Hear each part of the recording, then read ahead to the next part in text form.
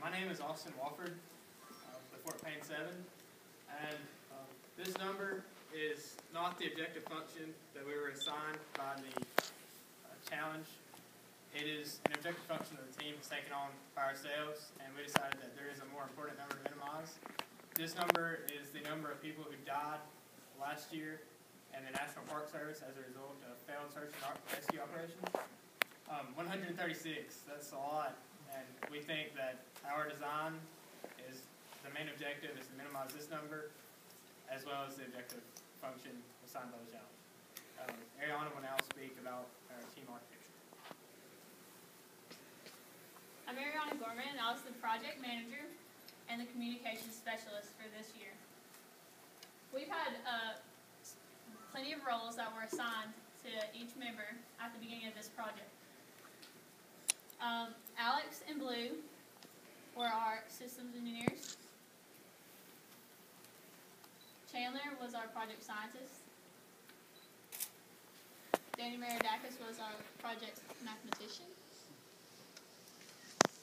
And Austin Walford and Justin Wiley were systems and testing.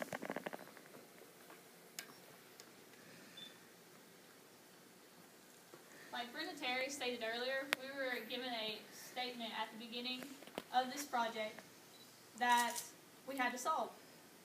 And it encompassed many things.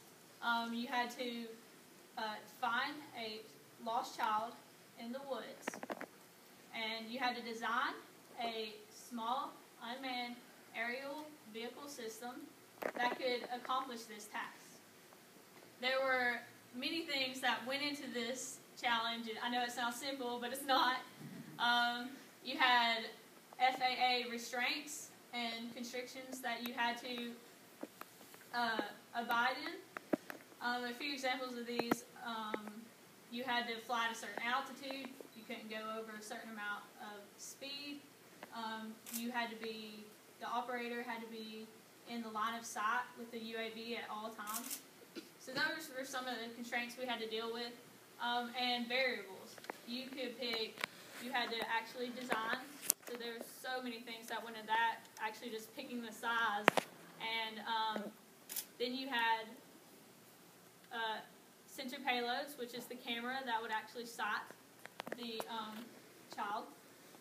You could pick engines. So there was a lot of things that went into it, and we'll go into more detail with those later. My name is Alex, and I will be describing the conceptual design part of the challenge. This is the commencement point because this is where you research and you get a base for what you need.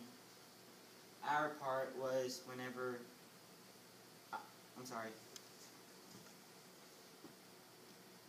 this was the starting point because we conducted research, and in this research we utilized different tools such as the internet. Whenever we were using the internet, we used different UAV models, and we just compared them, and we pretty much just got an idea of what we needed. The first part about the conceptual design was just going through different catalogs and just searching for an appropriate airfoil. An airfoil is pretty much just the wing part of the design. And that airfoil right there is the Aquila. We thought that was an excellent option to have because it has a great lift over drag ratio. The tail design process is also an important part because it deals specifically with aerodynamics, and part of the research part was getting a great foundation of knowledge where we would know what would best apply, and pretty much just researching and knowing what you need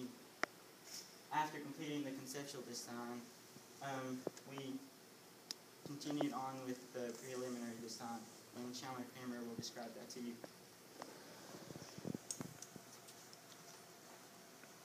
In the preliminary design phase, we separated into several different groups and started utilizing the software systems that were given to us, such as OpenVSB, MathCAD, and JavaFlow. OpenVSB is the software program that we use to create the base design of our aircraft. And then MathCAD has the necessary worksheets that we were required to configure in order to compare numbers. JavaFlow is the program that we use to configure our aero data and compare our airfoils. All of these programs enable us to further compare and minimize our objective function. Bluestone will further into our final design. We began our detailed design with choosing the final aircraft. As you can see in the pictures above, we used a software called Creo Elements Pro. When we input our aircraft into this software, we were able to manage other activities, such as the sensor payload, the engine, and the data transmitters. The FAA regulates that all data transmitters must be at least 18 inches apart. Through this, we added pods to the middle of our wings to increase our stability, as well as meet these constraints. And another part of our detailed design was the sensor payloads, which Danny Rwdc will go into.